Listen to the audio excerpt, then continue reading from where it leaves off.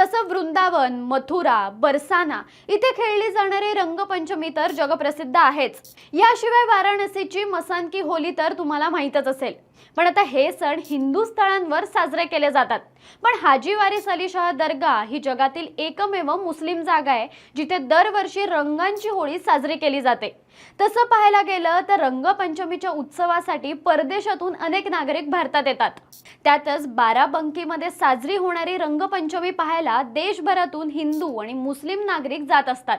बाराबंकी हे लखनौ पासून 30 किलोमीटरवर आहे आणि या दर्ग्याला देवा शरीफ असंही म्हणतात। या रंगपंचमीची सुरुवात स्वतः सूफी हाजी वारिस अली शाह यांनी केली होती आणि त्यांचा जन्म 1817चा।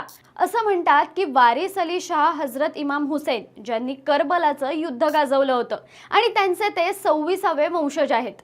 सूफी संत सहसा धर्मजात यांच्या जाळ्यातून मुक्त असतात, त्यामुळे अनेक सूफी साहित्यांमध्ये तुम्हाला हिंदू देवतांचं वर्णन दिसतं।